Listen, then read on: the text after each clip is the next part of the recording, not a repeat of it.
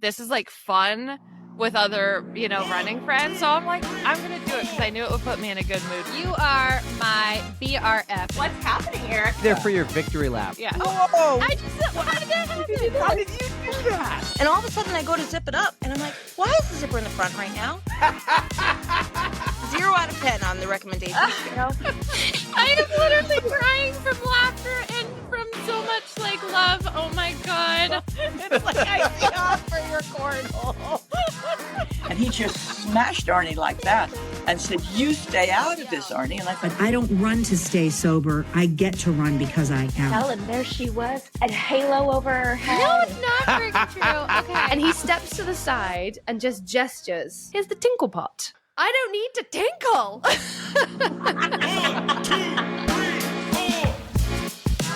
What's up, everybody? And welcome to episode 178 of the On the Runs podcast. After a week in DC and the Beeman score over 200 every day, the weather has finally found its sweet spot just in time for one of our favorite local New Hampshire races. Erica's a little sunburnt from the lake, and I went camping off the grid and spent some time in nature's ice bath. And we have an amazing guest today that we've been talking about getting on this podcast ever since episode 1.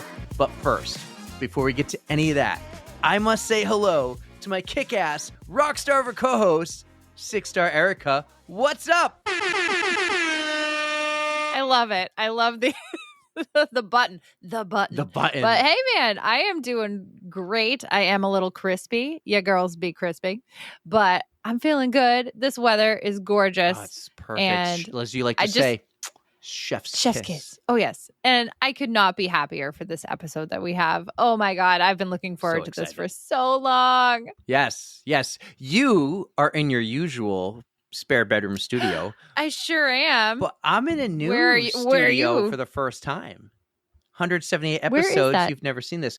I'm at my parents' house. I did a little dog sitting, not for the week, just for the day. Came here to let the dog out because they're on, they're retired now. They go on these long, full day adventures with their meetup group, and they're in Vermont. They're like, we're not going to get home in time. And I was like, well, I'm dropping the camper off last night. I was like, well, wait, what time we be home? And I was like, well, I can go let the dog out if I can podcast from the house. Like this will work out. It's the least I can do all the babysitting they do for me. So, yeah, I was like, I'll do that. But I am in a different room. And some might say this is Hannah's room that Hannah grew up in her entire life. But to be honest, this was my room. Okay. That I had to give up when I was 8 years old when Hannah was born. And I got put up in the attic with my brother. Alex had this room with me. This was mine first. And then Alex was born and I shared it with him. So here I am, the nice giving brother. I'll share this with my brother. And then when Hannah's born, I'm like, yeah, I'll give up this room for Hannah. Sure. So I'm sure you had so much choice in the matter. Yeah. No, I was asked. I remember my parents asked me as a toddler if I would share the room with Alex, right? And I was like, of course. I would love to share the room yes, with mother my and father. I absolutely will share my room. And then when they said, Eric, we would love to have Hannah in that room when she's a baby, so they're closer to her. And I was like, of course, that makes sense. I'll go to the attic. I'll sleep up there. Let's be honest, though. The attic here in my house, my parents' house, is sick. Yep. You got to tell me more about it because when I think of it, I'm kind of getting the vibes from Home Alone. No. Like like where he sleeps. Oh, no. Yeah, It might have been like that way a long time ago. But okay. I think, and it might have been that way when we bought the house. My dad finished the attic. It's really nice. Carpets and everything, a stairway. It's like a whole nother room. It was massive too. Like we would play floor hockey games in one section the whole time. I think my parents would think the ceiling's going to come down. And we had like a whole lounge set up and a TV. It was pretty sweet. But I want for the record, this was my room first. And I gave it to Hannah. So when Hannah's listening right now on the subway in New York City or something, she'd be like, it's true.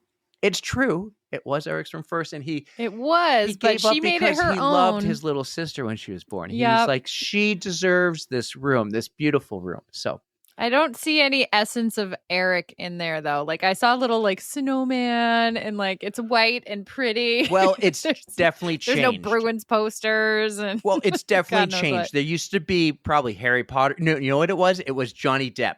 This room had Johnny Depp posters everywhere. Now, the room's definitely Wait, because changed. Hannah liked it or you did? Right.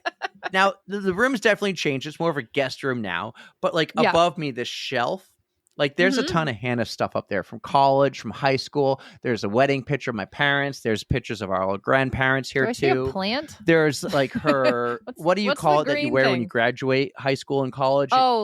Oh, just like one of the caps? Yeah, well, there's a cap. Yeah, there's a couple. Yep. 2011, class of 2011. Funny story. I came home for her graduation.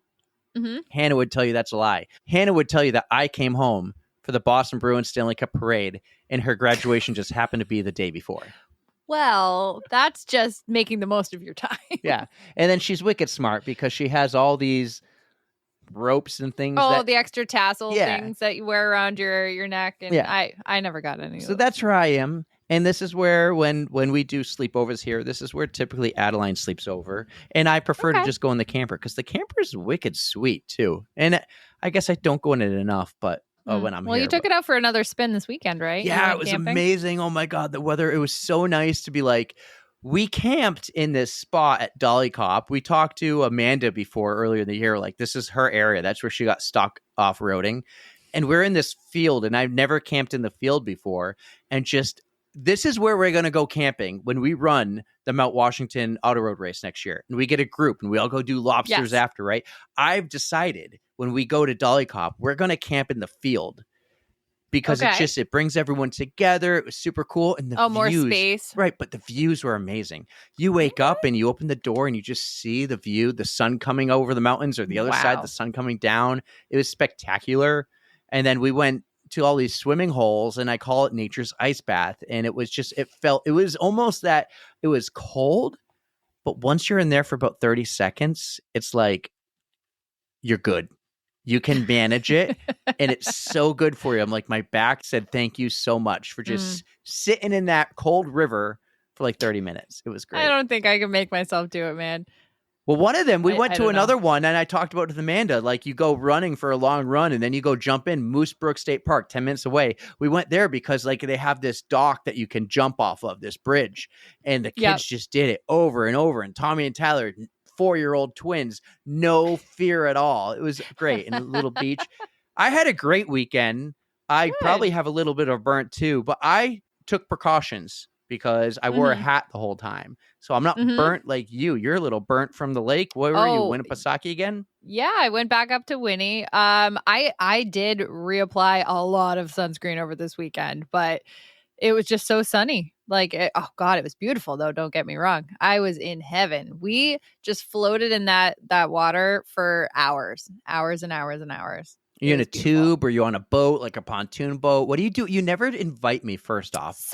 Not that I would come, but my good friends have a lake house up there. Actually, they have like many lake houses. Like, all of the family has like a nice little compound. It's on Alton Bay. And we all just gather on the dock. And we just hang out. We'll swim. They've got floats, all kinds of floats. I like the noodles. I prefer the noodles. And yeah, we'll have drinks. There's a grill down there. We have food.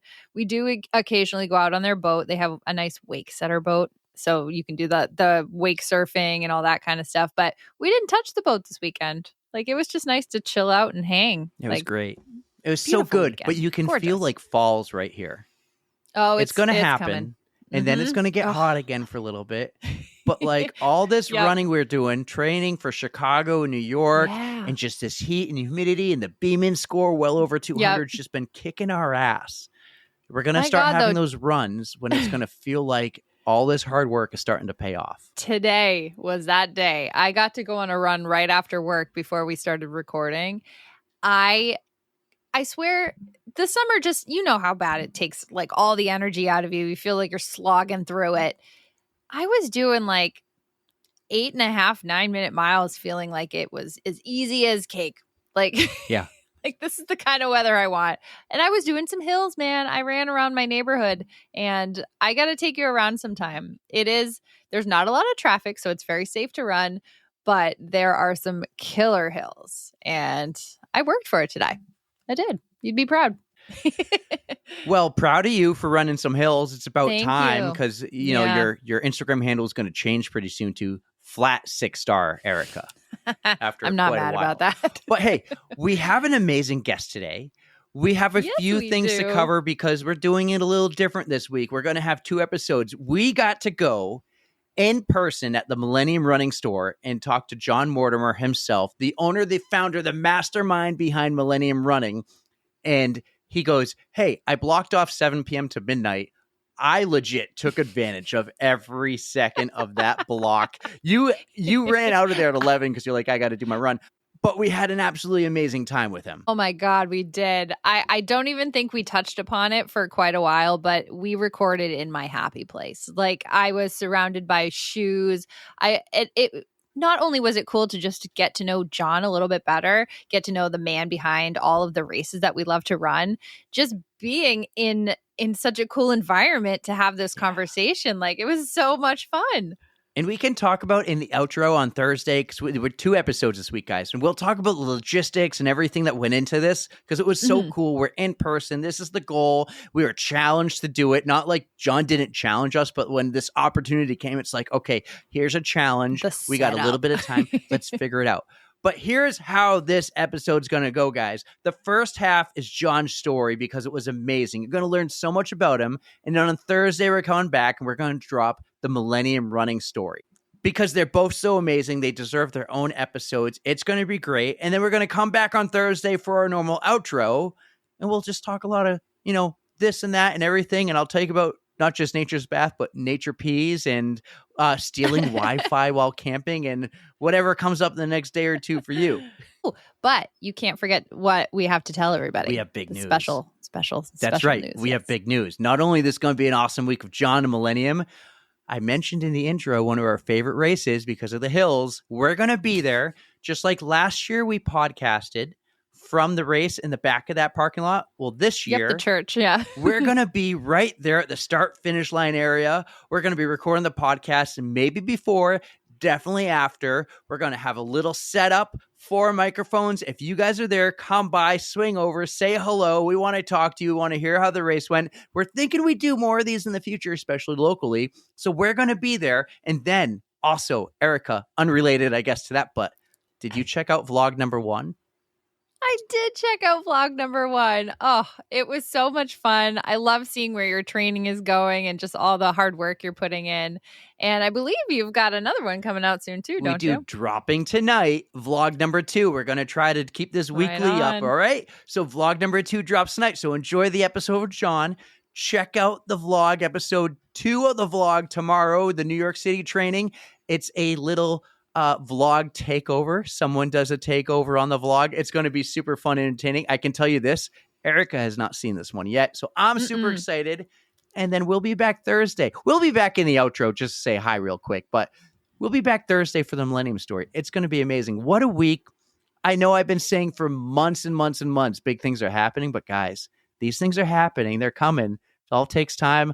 I love it. This is amazing. And we've been talking about this one for the last 178 episodes. We did it. We finally did it. We got the man. We got the legend. We got John Mortimer from Millennium Running on the On the Runs podcast. Guys, enjoy this, and we'll see you on the other side, and we'll talk to you again on Thursday. Our next guest on the pod is a New Hampshire local that many of you have heard of before. He's an Olympic finalist, a Big Ten star at Michigan, and a New Hampshire high school legend who was part of one of the most iconic New Hampshire high school sports moments of all time. He's also the founder and mastermind of Millennium Running for the last 14 years. If you're at a Millennium Running race, you might see him doing a little bit of it all, from behind the mic all the way to cleanup. We are wicked excited to finally have on the podcast John Mortimer. Welcome to the On the Runs podcast. What's up? Thank you so much for being here. Was that like the guns? Yeah, boom, boom, boom. That's a like my favorite button. He taught me the buttons the other day, and that's why it's all the way across the room. Well, I've listened to them so often that I thought I would hear them, but when you're here, you don't actually hear them. It's just on the audio for this. So he gets to hear them with the headphones. You heard it. With the headphones. So give me the guns. Give me. Okay, there you go. Yeah, I did the finger guns though. Yeah, finger guns. I felt like it had to. That's right. Hey, we just saw each other yesterday. We did, yes. Yeah, and I threw this in my intro, and I thought of it after I ran into yesterday. I said, if you go to a Millennium race, you'll see John doing a little bit of it all. At the beginning, you had the microphone. You're getting all the kids ready. It was a kids triathlon. And then at the end, You're cleaning up. You're grabbing all the barricades. You're throwing them all in the trailer. You do every job on race day, at least. And you were working on a weekend, on a Sunday. Like, you're so involved, and that's so cool. Well, I love what I do, and it's not work. It's fun. Most days. Yeah. Except when it rains really bad, then it's not as fun. But no, I do a little bit of everything for Millennium, and I love what I do, and we have a great team, so it is a teamwork. So I'm just a team member like anybody else. Yeah, I was looking for you. I walked up to Andy. I said, hey, I saw you with the microphone before the race in the pool. I wasn't going to sneak in or do anything. You were getting all the kids hyped. This lady was there getting... So my daughter was in the 8 to 10-year-old division. So they had to wait for the older kids because they had a longer course. So this is the kids. It's a kids-only triathlon, which I know you're a triathlete. I'm not. You're not a triathlete? Not yet. Not working. But it's a good way. It's called the Kids Triathlon, spelled with a Y. That's Oh, right. So that's cute. it's to try it. So it's in the Bedford Town pool, and the little kids only have to do 25 yards right across the pool, and they have lifeguards in the water with them. Yep. But the older kids go first, up to 15. And then ultimately the younger kid, but holding an attention span of a 8-year-old for 45 minutes while there is like That's impressive. torture. To your credit, typically it goes off really smooth. It said they start at 8:30, and I think they started at 8:35. Oof. So, but they're Don't be hard on waiting. yourself, So the older kids, Erica, had a course double the length. Okay. So they need to wait for the last biker to get off the bike course, so then they can make an adjustment because the younger kids only bike 1 mile Okay. versus the 2, or maybe it was longer. I don't know. And Yeah, this it's is about that. only for children? Oh, well, they might have We could make an they might have an exception. Erica division. Yeah. Okay. For newbies, right? Yeah. It's but you'll have to do the big kids, the 2 laps in the pool. I could do back 2 laps and in forth. a pool. Flip turn. Just do the little Could be your doggy first. paddle. Hey, Yeah. that would be awesome. That would actually be great. Oh my God. Can you imagine? But that's one of the events that is so special. Our team just had a debrief from that today. I mean, putting on an event for kids only and having like 300 kids, your daughter being one of them. You said she's done it for a couple of It years. was her 3rd year, and I looked at all the splits today. Every year faster, every year an improvement. She ran her mile at a 7:20 split yesterday. Are Now, you serious? It was a half a Wow. mile. But So? she ran it at a 7:20 pace. 7:20 Still pace. doing that. Yeah. She's like, but the first thing she goes, my run felt slow. I go, you're over 2 minutes faster than me. That's perfect.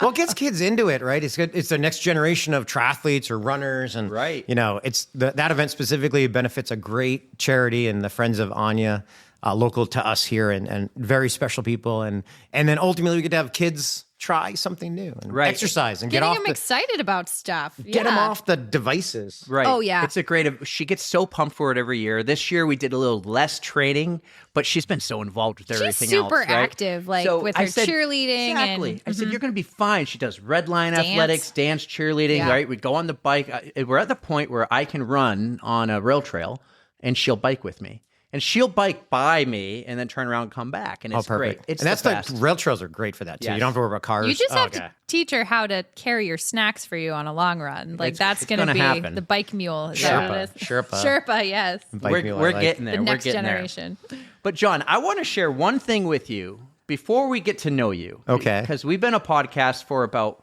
4 years. I've listened to many of them. I love them. I'm a fan. Our first 2 years, it was very sporadic. Our first year, it was like 3 episodes. The next year, maybe 20, but weeks apart. And then ever since that moment, we had an episode every week for the last 2 years. So I'm going to play this for you. I want you to hear this. Four years ago, almost to the day. 4 years ago. So we're looking at the our end of first ever podcast episode. Okay. Right after the Brewery Chase Relay. I want you to hear this because I had a run-in on one of my runs. Was that the inaugural? Yes. Yeah. Okay. So give this a listen. Did see, help me out with his name, the guy who owns Millennium. Does he own it? John Mortimer. Yes. Yeah. So I saw him twice, right? So I'm at the end of the trail, call it mile 5. And I'm at the end of the paved part of the Londonderry Rail Trail, running to the woods, and there he is. And I gave him a fist bump as I ran by and go, hey, awesome job, great race. Well, now I'm running about 3/4 of a mile from the beginning of the dirt to the end of the dirt, and there he is.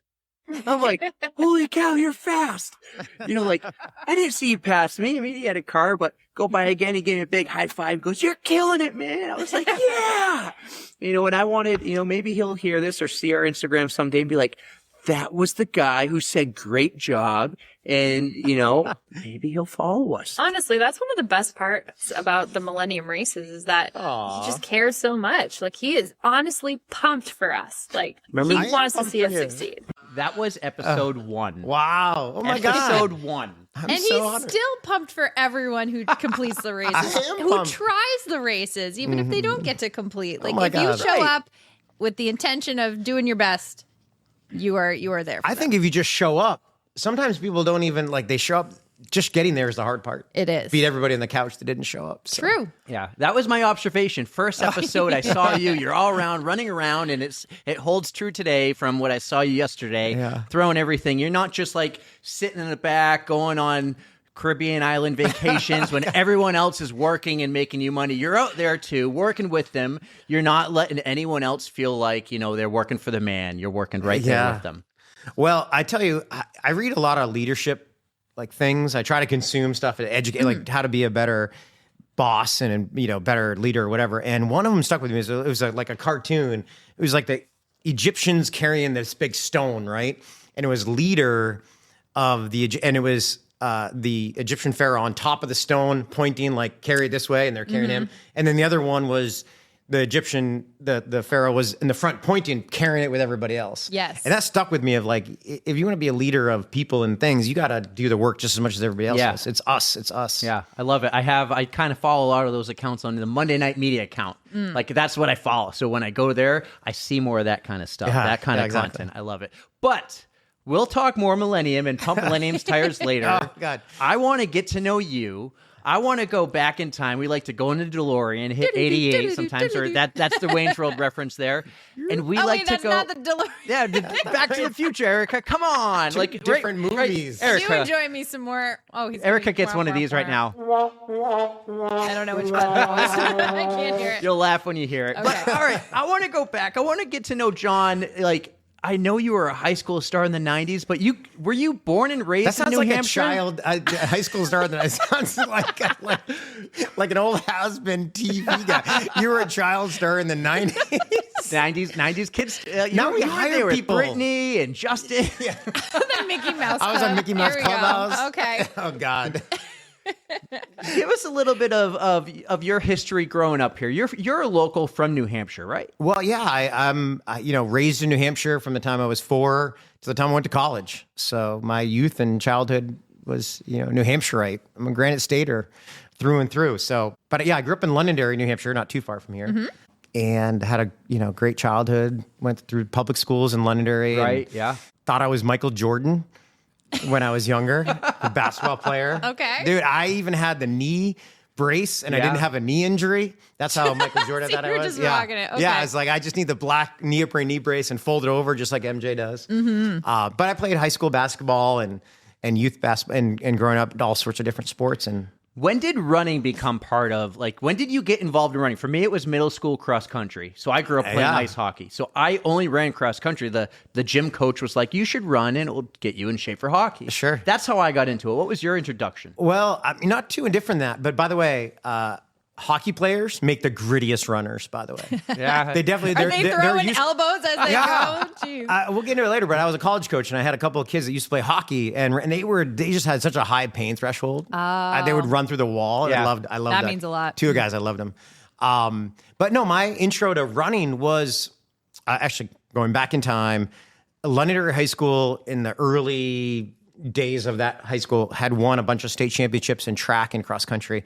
And then they started to really stink. And the legendary coach there, who was my mentor, Larry Martin, decided he was losing too many kids to soccer, lacrosse in the feeder programs.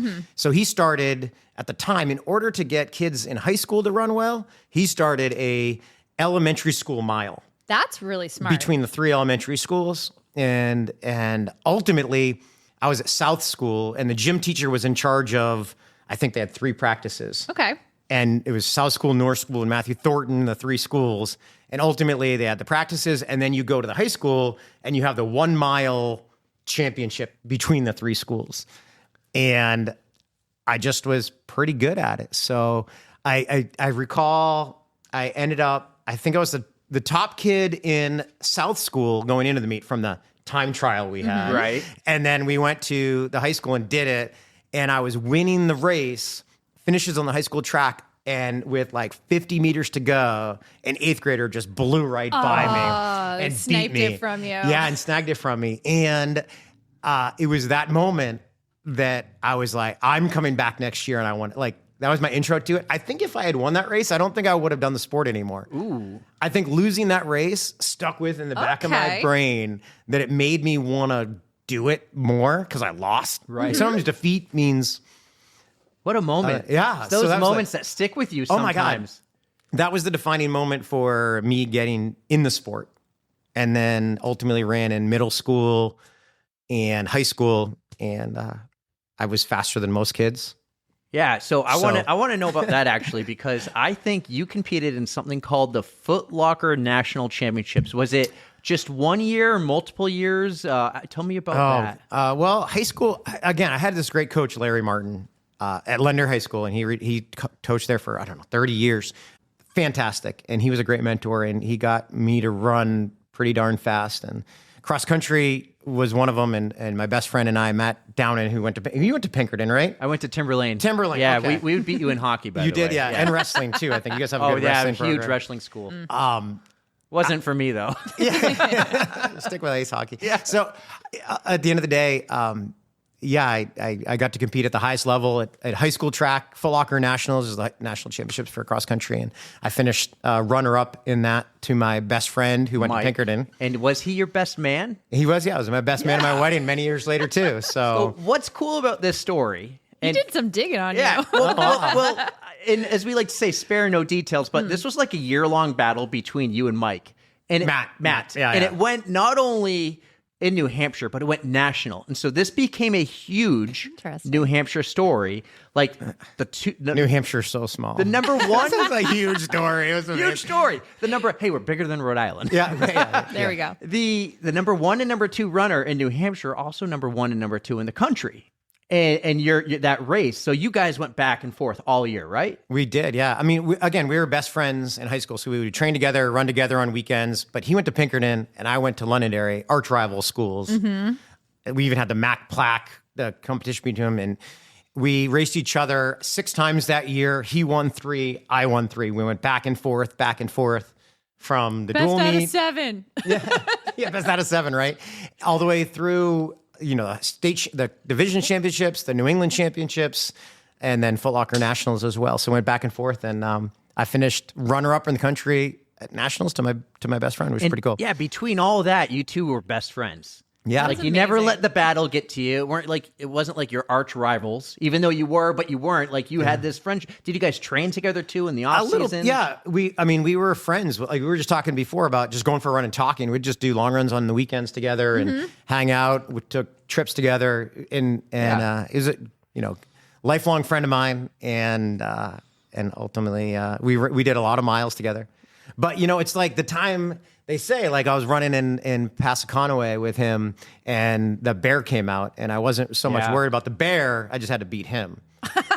See, there's always somebody slow. Always someone slower than you. I was told to ask about the bear story. So wait, was there another bear story? Because you just had a bear at an event recently. We'll get to that. But yeah.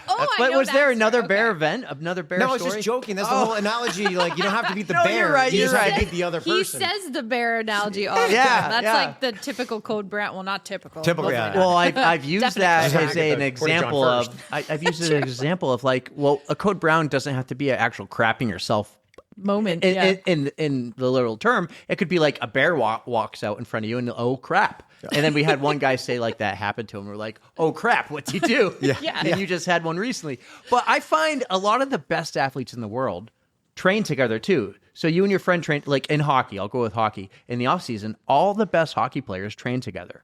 Yeah. Like they'll go, funny enough, they'll go to Arizona And then they'll go where it's meet nice and warm to play hockey. And they train twice a day, and then they go play golf and everything, and then they go train again on the ice. And you notice like McDavid and Crosby and all the best players, McKinnon, they're together. So sometimes running with the best runners in the world kind of pushes you and makes you better. Well, they say that you love your competition because they bring out the best in you. Yeah. Right? That's this part of it. This reminds me of I'm gonna mess up the names, but Connor Mantz and who's his running friend? Like they just like won the Olympic trials together. Absolutely. Ran the entire thing together. They're like best friends and always like just cheering each other on. You're pushing each other, right? So you have someone there doing it. You actually like them and you respect them. It's not like in some sports there's someone to like referee between the two or stop you from achieving something. There's no one stopping anybody else. They're just helping each other get better, which I think is pretty amazing. And you develop mutual respect for that. But more than anything, you develop a relationship over time. And that's what I think the coolest thing about our entire sport, well, any sport really, but like you develop these great relationships because you're experiencing the same thing together. And that's... I totally agree. So I had that very good fortune with Matt down in high school and then continued a lifelong friendship with him to this day. Yeah, well, I was just going to ask. I was going to say cover years. It's been 30 years, but you're still friends with him today. I know. We were just on a text today. Yeah. Is he still local and does he run your races? He lives actually in Delaware now with he and his wife and 3 kids. So awesome. And he's in the industry of running on a technical side of it, an online registration area. So all right, very cool. So small world. Still involved in the sport. Yeah, very cool. Yeah, and his kids run. His daughter's a fantastic athlete and. That story I got from one of our good friends on the pod, Jamie Staten. Jamie told me he did stories on it on like the 10-year anniversary, the 20-year anniversary. He did. He did. We carried that one out. It's probably coming up on coming up on 30 years now. So we got to revisit that. That's so sweet. Yeah, but no, it was a lot of fun. It was interesting because there'd never been 2 kids from the same state to go 1-2 at nationals ever. There's only 32 kids that make nationals. Put New Hampshire on the map. Yeah, and a small and at the time New Hampshire had only had like 2 people ever to even make nationals. So they only take 32 out of the whole country. Out of the whole country, they take 8 from each region at the time. Now they take 10 from each region. There's 4 regions, and that goes to the national championships in San Diego. And we went 1-2, and it was fun. It was in San Diego. Yeah, that's amazing. That's where the plaque is at Top Gun. Yeah, exactly. The best of the best. It's actually not that far. It's literally right down the street from the Air Force Base. Oh, that's so cool. Way. Hotel so cool. Del Coronado. He's the Top Gun guy. Yeah. He knows all the weird. I always like to say, do you have any Top Gun One day. You gotta have he some hasn't even put a fart noise on there for me, and I'm so disappointed in him. Honestly, I can't unhear that. He's got work to do. And the thing is, I would do Top Gun references all the time, and it would just go right over her head. I did eventually watch them, and the 80s one is just super cheesy. Couldn't get over it, but I did enjoy Maverick. That was a great movie. That was a good movie. Fun. That was a good movie. I understand your love for it. Classic. Well, if we're going to do quotes from stuff, we at least have to put some Billy Madison or Tommy Boy quotes in here because I can't give them. Such classic movies. I can't. You know what's funny is I can't wait to play one of my twin boys. His name's Tommy. Oh, really? I can't wait to play Tommy Boy for them when they can get and understand. When he's got hey Tommy, quit playing with your dinghy. Yep. I called Tyler Ty Man, and I call Tommy Boy all the time. So I think of that, Chris Farley. And I've been seeing a ton of Chris Farley content lately because of Adam Sandler and Happy Gilmore and everything. I love it. So I want to hear more about where he went from high school, because we didn't touch upon where he went to college. Not only that, but you ran D1 college. So what was that recruitment process like too? Oh, that was awesome. Yeah, what influenced your decision on where to go? I felt so lucky. As a young, now kids are looking at school. I have a 16-year-old, in the high school program, and like that whole process of looking at colleges or your future can be so overwhelming. And I just felt very fortunate that I had great institutions calling me and saying, "Hey, would you like to come to our school?" And probably got in over my head into universities that I otherwise couldn't get into. When it comes to admissibility. If they're come knocking, you're going to answer. And it's flattering to have, Harvard and Stanford and all the best academic institutions saying, hey, would love to have you come here, as well as, and ultimately I ended up choosing the University of Michigan and having a full scholarship to go to U of M and run cross country, indoor and outdoor track there. That's amazing. That must have been cool because you got they call it the big house, right? Oh, the football stadium, yeah. Yeah, the big house, and then you got a huge, it's a huge sports school. And in the 90s, I remember watching all the time because they're the Wolverines, right? Yeah. So they would always have the striped helmets. Yeah, the winged helmets. Yep, right, they still do. Yeah, they still have that. Don't worry. Yeah, it was as a kid growing up in the 90s, watching a ton of college hockey. Michigan was the top. Michigan and Boston University. Yeah, so Michigan has a great hockey program, great football program. So in football, they've won more football games than any other school they have over 1,000 wins. No one has come close to that. That's insane.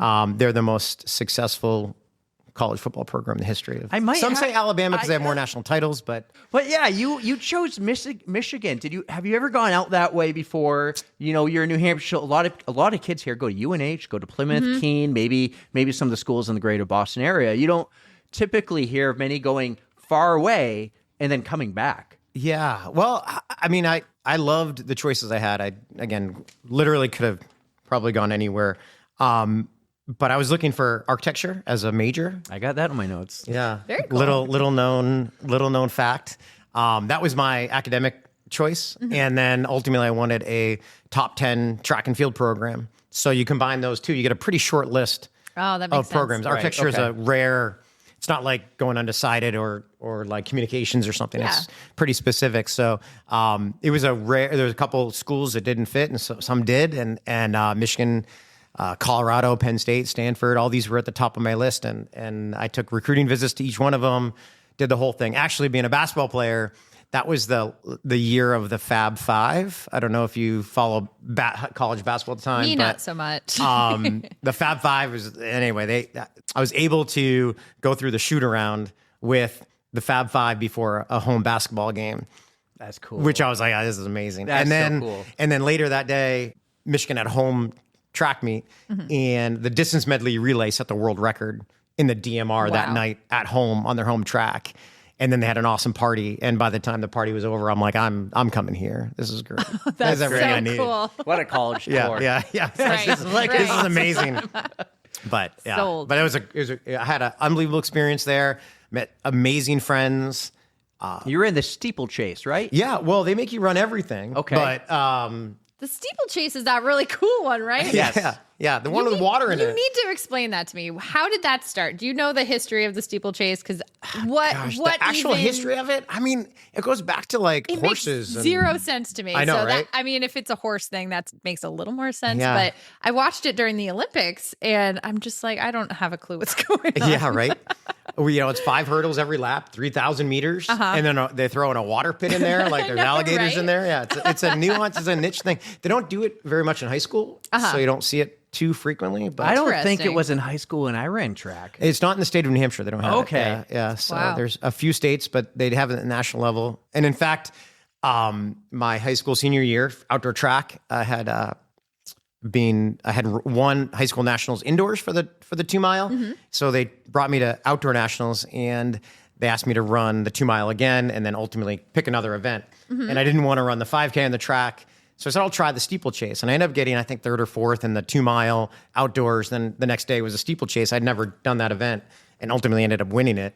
Oh, no way. Yeah, it's kind of funny. And I'm like, this is amazing. Yeah. I think my basketball skills of like hand-eye coordination, hurdling, Right, being like kind of athletic on that side.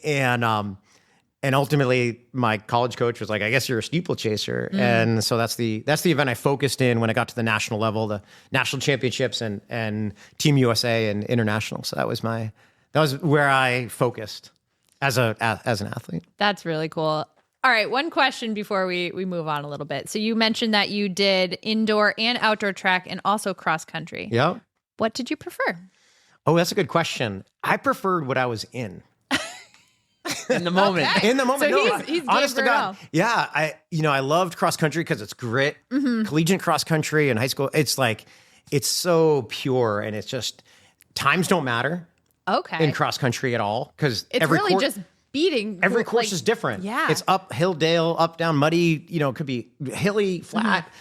And it's just you against the competition. Yes. And it's a team sport, so it's the top 5. So that's a whole different animal. And then indoor track, I grew to love indoor track because it's like almost like a going back to basketball. It's an environment that's louder. It's enclosed. It's 200 meters, so it's a shorter track. Okay. A little bit like roller derby, a little bit more contact. Okay. So I always found that to be just stimulating and fun. Bank tracks on there, so it kind of feels cool. And then outdoor track, I got to the steeplechase, which I really loved, and that's what I thrived in. So I think each sport offered something a little bit different for me. Good answer, John. Yeah, I don't know. That was that's fun though. Yeah, but I loved it. Biggest difference running high school to running college. I'm talking everything from coaches, trainers, training plans, hours on the track, hours off the track. What was the biggest differences when you made that change? That's a really good question, Eric. I think intensity and volume when I got to college was the thing that was the biggest difference. Yeah. We trained hard in high school, and I mentioned Coach Martin, a mentor. He kept us fairly fresh. We trained hard, but he didn't burn us out. He could have probably got more out of us, the whole team, but he kept a love of the sport going and kept it fun. When you get, you're in a full scholarship to D1 program in the Big Ten, that's your job. Yeah. And now you're doing, running twice a day. You're in the weight room and nutrition. You're in study hall. It's a job. And if you're not performing, right. you're gone. Oh. Were you on any kind of scholarship? Yeah, I was fortunate to be on a full did you have scholarship, that pressure then? Like if you don't perform, do you lose a scholarship? Yeah, then? well, technically college scholarships are, 1 year renewable. Okay. So you have a 1 year. You're not even guaranteed for your whole. They offer you a there. 4-year scholarship, but it's on an annual basis.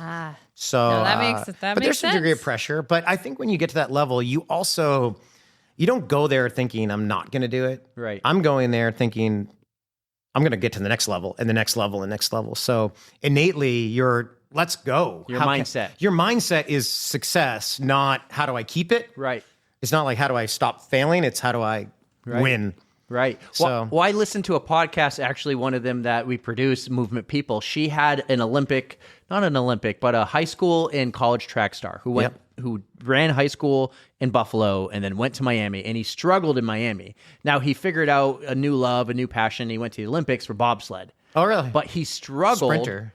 Yeah, but he struggled in college where he ultimately got I guess you'd call it redshirted and not allowed in the training room anymore. And he had that pressure of trying to perform. So I'm kind of, that's what made me think of that question for you. Yeah. It's like if you ever felt that same pressure. I felt, definitely there's pressure there. There's definitely pressure there to retain your scholarship, to keep it. But a lot of it is self-imposed because you want to be the best, right? Yeah. So wanted to achieve, All-American status, all Big Ten status, win at championships, win at races, and make the U.S. championship. All those things that I guess I look at it as funny.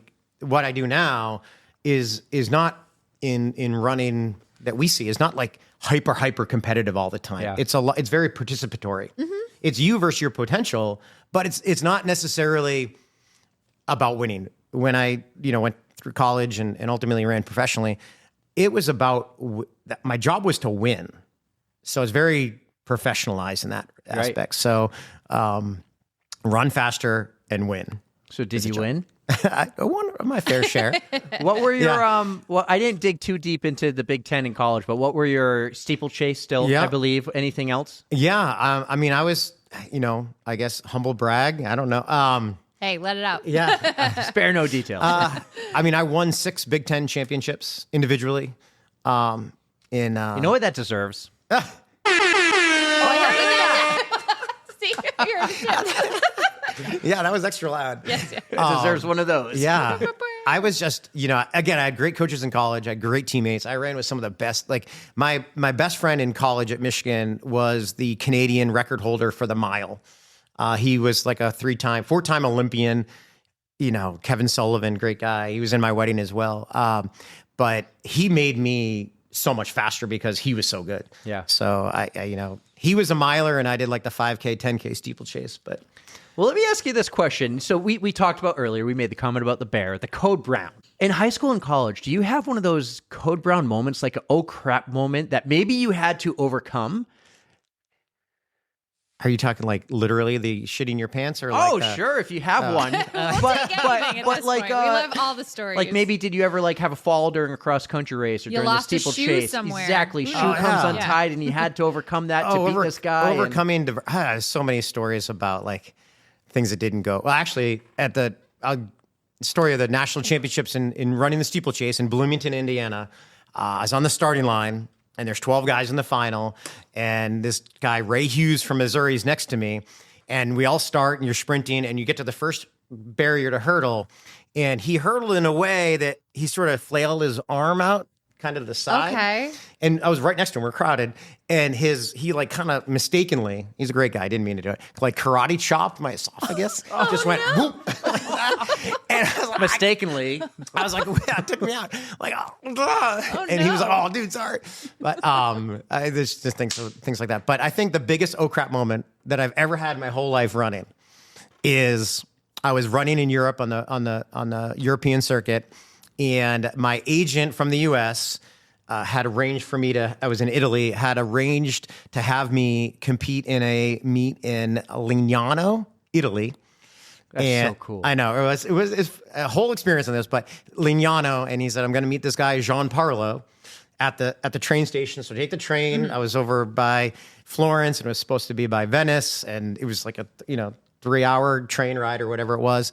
But the way he wrote it down, and I was on the phone with the Italian translator, it was Lignano, and he spelt it out. But in Italian, if you know it, I's are pronounced like E, and E is I-E. Uh-oh. It's like going to like Newark and New York, like you're kind of close. Yes, so I spelt it wrong and got the train ticket to the wrong city. Oh no. And I get there and I'm like, where's this guy, Jean Parlo? This is before smartphones. This is definitely before smartphones. Yeah. Yeah. And this was 1998, 99. This is before phones had a camera on it. Yes, definitely. And so I get there, then I get to a payphone, call back to the US. I got the time zone change. I'm like, Mark, I don't know where Jean Parlo is. And he gets Jean Parlo and he's at the other train station. Oh no. And then he starts just laughing. He's like, oh my God, you went to the wrong city. How far apart was this? It was like a 9-hour train ride. Oh my God. It was like 5 hours the other direction. It was down by Naples. No. So I ended up having to, and there was no more trains that night. I ended up sleeping on a park bench in the train station, and then got on the first train the next morning and went all the way back past where I went to. God. And then got to the hotel, the meet hotel, at like 4:00 in the afternoon. I had to run at like 7:00 that night.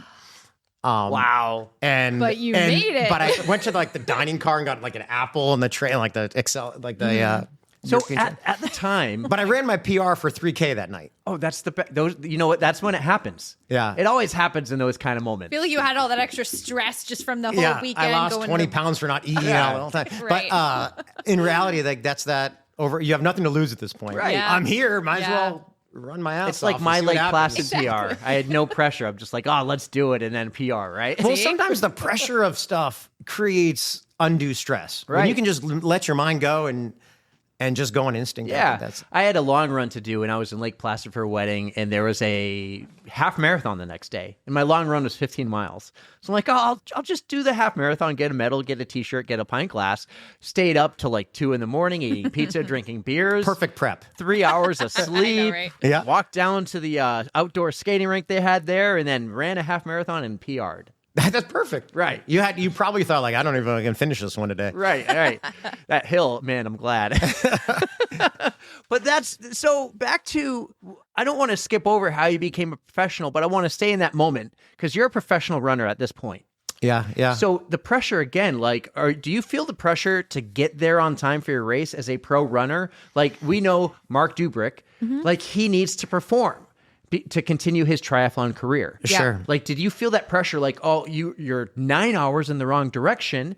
And I don't even know, did you have to pay for your own way to get out there? Because Mark would have to pay for his own way to get out there and he'd budget his flights and everything to have the best, have the greatest margin of difference. Well, there's a business behind professional sports, professional running. There's a huge business. And I was lucky enough to be sponsored by Adidas when I graduated college and signed with an agent and signed with Adidas. And they have travel budgets and different things, a small salary, but you eat what you kill on that. Right. The salary, the contract, it wasn't like a, LeBron James contract. There's nothing about that. It was like basically paid for my apartment that I split with a guy, and it was enough to put food on the table, put gas in my car to get to practice every day and train my butt off in hopes that when you run fast enough at certain races, certain meets, there's either bonuses in your contract, you get paid for it, or you win prize money at the race. So that's true. We would pick out, my coach and I would pick out races that we knew had paid out prize money. I mean, when you think about the Boston Marathon, these guys and women aren't just running the Boston Marathon because they want to run Boston at that point. They're running because there's a $100,000 prize purse. Oh yeah, and I'm sure you have sponsorship deals and anything could come out of that. Yeah. And sponsorship deals are diverse when it comes to, they have time bonuses. If you break X amount of time, like PR by X amount, you get X amount of bonus. Some of that can roll over to your contract to next year. Yeah. But you also have reduction clauses in those contracts. This is a true thing. So, your base salary will get deducted if you don't hit a minimum threshold of times or performances. Like if you're outside the top 10 rankings in the US, you'll be reduced. Things like that. Now, this was all before you met Jennifer and before kids, right? Yeah. So at least you don't have that pressure of supporting a family at the time. So you're kind of just living your life. You're running, you're going around the world, you're having a blast. Yeah, it was, I enjoyed that part of my life dramatically in terms of being able to try to be an Olympian, try to PR, chasing dreams, trying to become the best athlete, best runner I could be. That's was my mindset. And really, I didn't want anything more than the small apartment we had and a massage once a week. Where were you living? I was living in Ann Arbor. I graduated from Michigan, and then was living there for a year, and then things kind of turned a little bit for me on my health in the health front, and moved back to Boston. Okay. But so making running a career is such a huge goal. Did you ever do anything with your architecture degree? Good question. My dad used to joke, "You just draw flies." Like attract them. Didn't. Do you have one of those? Didn't. He does have the rim shot. The rim shot. There you go. That's what it's called, the rim shot. I thought it was something different. One day I'll memorize it without looking, but I had to look at that one. This building someone told me, ask about this building. Maybe we're in, by the way, if none of you are watching, if you're listening, we are in the amazing Millennium Running store. Yeah. We made it a solid 45 minutes without mentioning that I am in my happy place right now. We got the candy shop. Surrounded It's by the candy shop. shoes and sweatshirts and beautiful Run New Hampshire gear. How I haven't spent $1,000 here already, I don't know. It's the gift shop. I just spent 45. It is. It's the gift shop. I'm going to shout her out because she's amazing. Bridget told me that you might have had a little bit to do with the design of this store. Maybe there is a building being put in the back. She didn't tell me that, somebody else did actually. That you still have your degree, and you have, it seems they talked about like a love for it, even though it's not your career. It's not my career. Yeah, I majored and graduated with a degree in architecture. But I have a creative, I don't think they teach you in architecture, they don't teach you T-square and design buildings. They teach you creativity. That is great. And you can apply that anywhere. They said they can teach any chimpanzee to draw a straight line. It's really like how to think creatively and critically around problem solving things. And that's what I think they taught us more than anything as an undergraduate at U of M for that. And that has stuck with me quite a bit. I was going to say, definitely important skills. So it's a skill you could probably still use today. I use it a your lot. Business, and we'll get there. I use it a lot. I find it. I have because I was art and architecture was the degree that I was in the School of Art and Architecture, and so there's a big art component to that degree. And so I see things creatively on designs, on logos, and Sarah Sheldon, who is our creative director, she probably hates that about me because... Are you micromanaging? Well, yeah, it's a problem. But I'm like, I like this a little bit better. Or, have you thought about this? Or I try to be creative, but she does amazing work. Yes. John, I'm the same way every time Erika tries something. And I try to encourage her to do it. I still try. So, but, funny enough, I did practice at an architectural firm in Boston when I moved back after college. Yeah. Okay. So, kind of getting to know me, I guess, right? So a lot of people don't know this background to me, but at the end of 1999, approaching the 2000 Olympic trials, I was ranked third in the U.S. one of the favorites to make the Olympic team in 2000. What do we like to say, Erica? Not a big deal. Well, I was only third, so it wasn't a big deal. Still a pretty big deal. That's three for Dale. That's a podium. Yeah. So I was, very hyper focused on making the Olympic team. That in 2000, I got injured at the end of 1999. I had a torn meniscus. Oh no! In my right knee. So was this when you were already sponsored by Adidas and you were going pro? It was right at the end of my college career, going pro, and they signed me, and I ended up needing knee surgery. Oh no! So I ended up having a torn meniscus. They repaired it, had complications, an infection. I had a second surgery on that, and to fix what didn't work out the first time. And I was so eager to get back to, and again, life lesson stories, like learn from these mistakes and whatnot. And I was so eager to get back to that podium that I wasn't listening to my body. I was pushing through everything. I was actually cross training 3 times a day during that time. I was on the bike, I was in the pool and on the elliptical, and I just rotated that every day. Yeah. That's a lot. Those That's trials were not too far away. Yeah. Right. And it's hard not to do anything. Right? Yeah. It's so you're thinking, I'm in the pool, I'm doing this, I'm doing that. You know, it's so hard not to do something. I mean, that was me the other day. I broke my toe. Oh no. And I was like, oh, I can't run. I had a big ultra coming up this past weekend, and you ran an ultra with a broken toe? It's fine now. Oh God. It took like a week to get better. But anyway, you have nice toenails. She has another ultra this weekend. There's only like 3 real ones right there. Real ones. But basically, I told my coach, I'm like, I can't run. Can you just give me something? I can't just sit here. I have all this energy. And so I rode the bike, and I hate the bike, so that was not my cup of tea. But I think as runners, when you get into it, you will do anything. Yeah, anything just to have keep to get some sort of movement. And I think it's also like once you've gotten addicted to that, there's worse things to be addicted to than exercise and running. By the way, it's not the worst thing in the world, but you just create I just feel like I need it. You don't feel the same movement. You need something. Yeah. And so ultimately that year, that season, I was cross training my butt off, and I was complications on knee surgery, and ultimately I was on anti-inflammatories as well. Oh, and I ended up developing a kidney ailment from the anti-inflammatories called membranous nephropathy. So basically, the inner lining of my kidney was damaged by the naproxen that I was taking, and that scarred it, and it made it that there was a 33% chance that I needed a kidney transplant. There was a 33% chance that it would get better with medication, and there's a 33% chance that it would just remain the exact same. So in those couple months, I had gained 25, 30 pounds of water weight. Oh.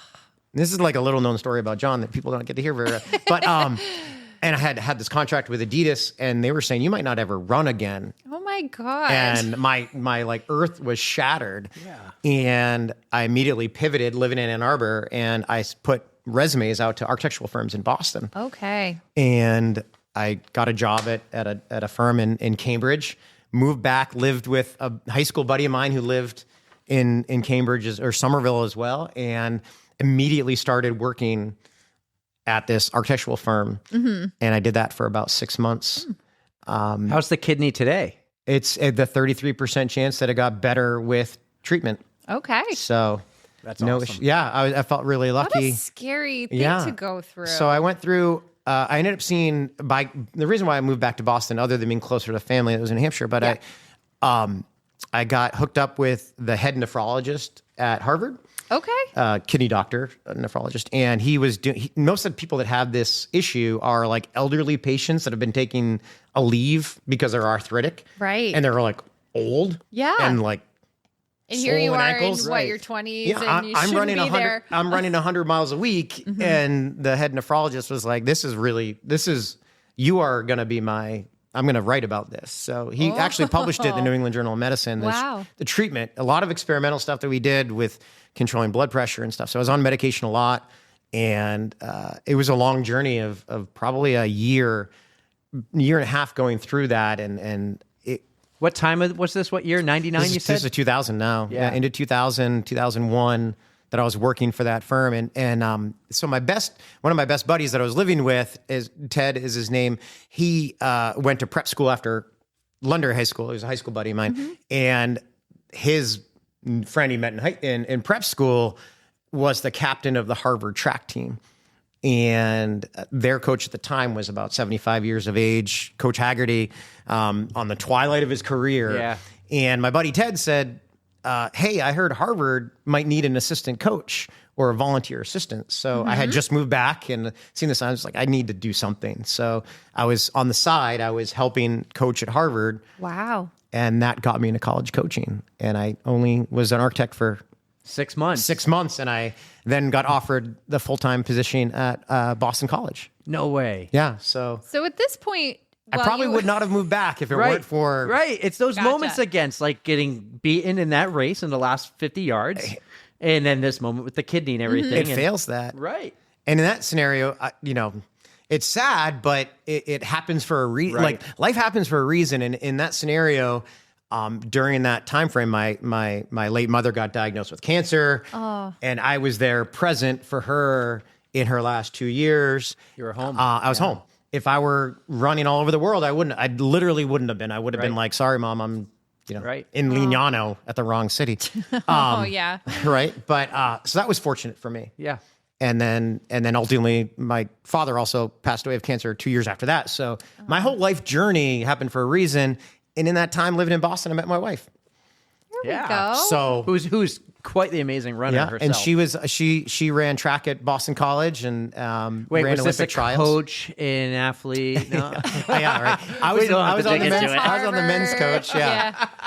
She was on the women's track team. I was the men's coach. So about 5 years older than she is. And that's a really cool story. We started dating after the Olympic trials in 2000. That's awesome. Your Olympic trials. Yeah. Like let's not skip over that. That's what I wanted to find out. After you were recovering from your kidney ailment, your knee surgeries, were you allowed to do any running at that point? Yeah. Or the treatment that the nephrologist put me through was all symptomatic based. Like I started to feel better. I was running a little bit better. I was coaching the men's track team. Yes. And I was only 25, 26, 27 at the time and 26. And I'm like, I'm actually starting to feel good. Like I'm running with the guys. I'm like, the old man still got it. I feel a little peppy today. Right? Yeah, I feel like my old self.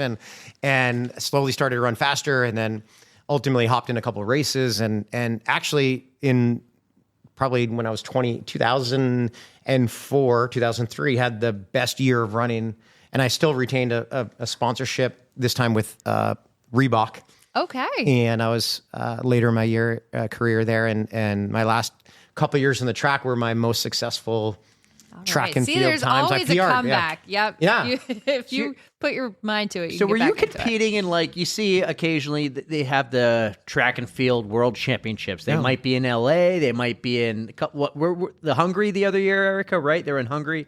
Budapest, yeah. So were you doing that at the same time? You're level, competing those, and then you're working your way for the Olympic trials. Yeah. How'd that go? Yeah. I mean, the way the Olympic trials work is you have to qualify a certain time, and then they take a descending order list, and then you go through the Olympic trials week. And same as the U.S. championships. Like right now is the U.S. championships as we're filming this right now in Oregon, Eugene.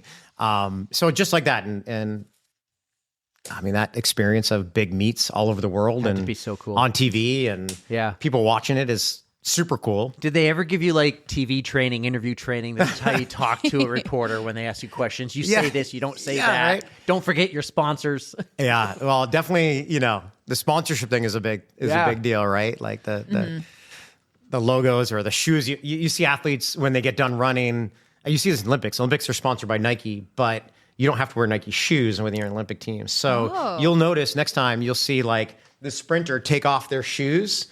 It might be Adidas, right? And they'll lace them together and throw them over their shoulder during the interview. You get the so logo. they have the Adidas shoe, and they happen to be covering up the Nike swoosh right there. Yeah. There's all about some product nuance. placement. There's some nuance to it. Okay. Why you see the NASCAR drivers, drink the water like this. And you're a big NASCAR fan. Yeah, just perfectly.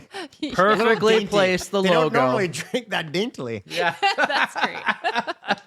But yeah, no, I am a big NASCAR. I worked in the sport for a few years, had a blast, got run over only once. Oh my God. And talk about oh crap. It was an oh crap. That's a code brown if I've ever heard one. And that's why he got pretty hurt. Yeah, I did get pretty hurt. And that's what got me back here. Were you like pit crew? I was Jackman. That one. Not a big deal. Rim jobs and Jackman shoes. It's a rim shot. Rim John, shot, not- Jackman. No, I was. For 3 years, I was working my way up. And that's a big deal, too. It was cool. It was so you gotta cool. They recruit, like, college football players, like linemen for some of that stuff, because you gotta be so quick and strong. It was all, and that's how I learned about it. And I promised my mom I'd go to college for 4 years, get a degree, but then I could go down and do it. And I did. I actually had a class in college. This isn't about me, but I'll share this with you now. And he's like, all right, you guys got it. Remember Monster? You could have a Monster account.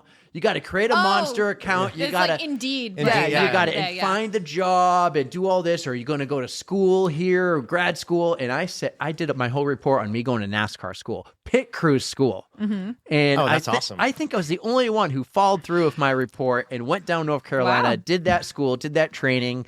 And I couldn't believe, like, I was in Daytona a few months later, pit and race cars, and I had a blast. Traveled the country mostly by van. Got to fly in some of those fancy private jets in my last couple of years, and then I got run over, broke all the fingers in my hand, my wrist, my foot. Probably. Oh my god! I hate to laugh at it, but I've heard the story a lot. That's like when they like peel up.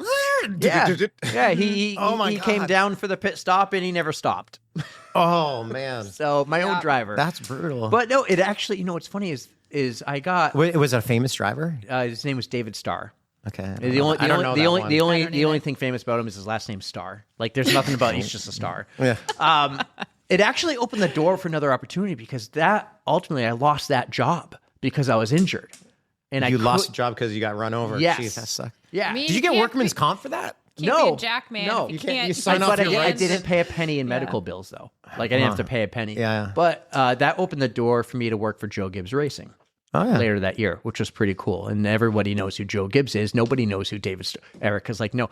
Famous football coach, many Super Bowls, and now many NASCAR championships. So I did that, but ultimately that's what led to me coming back home to New Hampshire, which was around the time you started this company, and we'll get there again later. But I want to talk more about you and more about your career. The Olympic trials had to be so cool.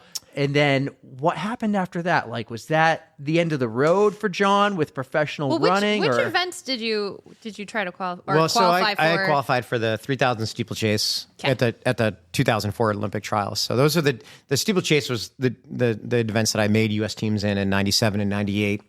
Such a cool sport. It's just so weird, but I love it. She never knew about it till a year ago. I mean, the Olympics. But now, I was watching everything. Yeah, I was watching now she's just like, all the time when she hears, she's like, ooh. Well, I have to say, like, when you get a USA jersey, like, that is from a pinnacle of a career, like getting a USA jersey and putting that on for the first time. I can only imagine. Oh my God. I get like emotional talking about it sometimes, but I have one framed in my office of my two uniforms, but it's this cool thing where you get it and they give you all this swag, all this amazing. If you think of the swag that is, you get a race, like you get a whole bag full, a travel bag of all this cool stuff, and you put it on for the first time. And I think just about everybody that has ever made a team does this. They go in the bathroom, or in the hotel room alone, they put it on and look in the mirror. Yeah. And it's like, cry a little bit. Oh my God, yeah. It would be like, and I think that's like, hey, look, I made it. I know. And I don't know if it's like this for everybody, but you know, when you watch the Olympics and then you have the podium ceremony and let's play the national anthem. I was never able to podium at any world championship level, anything like that. But when you see that and you see the athlete tear, and like someone asks me a question, my kids will talk to me. I'm like, I can't talk right now. Like it's so overwhelming. I think just that. So being able to represent the U.S. and be at the trials, the U.S. championships that was like the highlight of my running career. It's kind of cool when you look at the entire thing from the beginning to that point. Middle school, you know, the elementary school mile and everything that led up to that, all the factors that, you know, maybe at one point you thought you weren't going to do it anymore and then you got back into it. Like, it's kind of cool to talk about that story, share that story, and hear the whole thing, and then go back and remember those moments and memories. Yeah, a lot of people don't know my full story, or they see me from running events and they know me as the guy that moves barricades and drives the truck, or dude does what. He's just a regular worker for Millennium. The owner's really somebody else taking a paycheck. You know? We've had sometimes if I'm not at a service, like an event we're helping out. Someone says, John here, and they're like, no. Oh, where is he? Oh, we've had some restructuring. Like, and they're like, they say that to you? you know, they say it to like, you know, a friend. They're like, I hope things are okay over there. Well, this is why I love having these kind of conversations, because you do get to learn so much about somebody who you just may know in passing, and they have such a deeper part to them. Like there's a history. So it's so much fun to get to dig into it a little bit. It is fun to talk about. Well, like 4 years ago when I played that clip for you, back from episode 1, like that was what we knew about you. Mm-hmm. You're the guy who built this. We didn't know. He didn't even know what your name like. Who's that guy? What's his name with the guy? Just like, wait a second. You know, I thought at that point I would know how to edit, but we didn't edit a thing back then. Today I would have been like, oh, you know what? I'm going to make myself look good. Instead of that, oh yeah, you know John Mortimer. Yeah, he was there. He's gave me a fist bump. But yeah, it's super cool, like to go back and think of those things and see how far you've come back from that kid who beat you in the last 50 yards to the mirror at the hotel room. I think it's kind of crazy though to think that, you know, losing a race when you're in the 5th grade is like that pivotal moment. Do you remember who he was? Do you know where he is today? Chris Gagnon is his name. I remember he's a soccer player. I'm like, damn, soccer players. Damn. Yeah. You know, they fall easily. Yeah. You barely touch them, they fall down. Look at me now, Chris. I love it. He was a good kid too. But it is interesting just to go through. Everything happens for a reason. I truly believe that. I don't know. Just in the moment, you don't. That's the thing. And when it's happening to you, you're like, why? I can't believe, like, whatever life throws at you, that curveball feels so hard to hit. Right. And then with some perspective later on, you look back on it, like when you get run over, it's like the worst thing in the world. And then you look back after with some perspective on it, you're like, well, I'm kind of glad I got run over. Maybe not. I don't know about that. Anybody ever said that, but you know, things happen for a reason. And my life has been like that. I see that. And you definitely see it years later. Yes. In the moment. It's not immediate. Yeah. I mean, perspective is sometimes many years later on that. Now, you were a steeplechase. A steeplechaser. Yeah. Now you haven't even had any IPAs today. No, those are next. The cooler's over there somewhere. No, you ran all these cool events in college and high school, but you weren't really a marathon runner. And if you go and look at everything you've done, you've only run about 6 marathons. Yeah. But you've run them in some really cool places. Yeah. Well, I mean, I'm not a marathon runner. I'm a track and field athlete. So there's a very different thing. And you see some of the Kenyans, that some of the sleight of frame athletes. I'm a broad barrel chested sort of runner. And, you know, 165 pounds, not 125 pounds. So, I was made for the track. So going long distance is kind of I was like, woo, baby. That's a transition. It is a transition. So I ran my first marathon when I moved back to Boston that year in 2001 when I was dealing with my kidney stuff. And since I was sponsored with Adidas at the time, Adidas has sponsored the marathon. They gave me a number. The longest I'd ever run was 16 miles in my life. And the BAA was like, yeah, you can run if you want to. And as a, you know, coming off, you know, U.S. team member and all this sort of stuff, they put me in the VIP corral and all this sort of like in the church at the end, get the charter bus and like, John, you'll be great. You can run great. I'm like, I do not know what I'm doing. You're like, I'm winging it. Did you train for the marathon? No. I was like, you know what? What do I have to lose? I'm dealing with this kidney stuff. I can't race on the track. I'm just going to do it. What did your doctor say? He was okay with you just banging out a marathon? Yeah, just go ahead with it. And I think that I ran 2:29. Oh my God. And not a big deal. NVD. It's not, I mean, compared to what it should be. Like that was like my first half marathon. he's running his first marathon and he does it. And I had fun. I had fun with it. A funny story though, like I'd never been on the course. I didn't preview the course. Like there wasn't, all I knew is Heartbreak Hill was there somewhere. Yeah. So even living in Boston, you really didn't. No, I had only lived in Boston at the time for that 6 months. Yeah. So I wasn't even there yet. I had never been on the course. And I remember, because Newton Hill, and I didn't know the Newton Hill, the Heartbreak's the fourth of the 4 hills. And we get to the first hill and you start going over I know the course like heart now, but going up over the overpass and it's this uphill over by coming up from Lower Falls. And I'm like, is this Heartbreak Hill? And they're like, no. And I'm like, all right, we'll keep running. And then you get to the next one a little bit later in Newton. I'm like, is this Heartbreak Hill? And they're like, no. I'm like, son of a bitch. No one told me there were 4 hills. It's so funny. We get asked that question just spectating all the time. Is this Heartbreak Hill? Yeah, people ask. Is it where we are? Is that Heartbreak? I think it's like the very bottom. You guys are. We're by the 19.2. Johnny Kelly statue. Yeah, like you're just at the base of it. Yeah. Just past the Heartbreak Hill Running Company, Johnny Kelly statue, Yes. and then you start going up. Okay, yeah. Yeah, right there. Yeah, we've built kind of like a 2 years, 3 years now, such a tradition. We'll keep doing it. We always go to mile 19.2, POINT as we like to call it. We're going to make T-shirts next year for it, and we get a pretty big crowd. Like we had 15 people. Were maybe you guys this the year. reason why the Newton Police had to come? We were about too soon. Yeah, we were about 50 yards down the hill from them. Yeah. Which at the time I remember reading this and everything and being like, I don't remember anything like that. But No, we we didn't see anything. Yeah, we were maybe half a mile to be honest. But no, it wasn't us. No. So we were on TV though this past year. I wasn't. You were on TV. If it was anybody, it was Erika. Yeah. But no, marathons. That's what we're on. So that was your first marathon. Yeah. All right. You never ran more than 16 miles. How'd it go? Besides was the time, like, did you have 229? It was awesome. It was awesome through like 20 miles through Heartbreak Hill coming off the other side. And then at like 22, 23, I'm like, this sucks. Like the typical, like everything started to lock up, muscular skeleton. It's never, so I don't think for me, cardiovascularly, I've never struggled running. Like you shouldn't struggle aerobically running a marathon. It's all skeletal, muscular breakdown. And I hadn't run that far. And I was like, God damn, this. Golly, that's true marathoner fashion because everybody experiences a wall just of some sort. A wall of some sort. So, but I had fun. It was great. Now it was a great experience. 2 Bostons, right? Yeah. Then I ran Boston again as my second marathon. The year. No, I ran New York after that, but I ran 2 Bostons. Boston, the year that my wife and I got married. Unfortunately, she was training for it. I was training for it. She got injured. And couldn't do it, and I ended up running it. And it was one of those years. Everybody talks about the 2019 year, but this was prior to that, 2007. That was like a headwind, raining.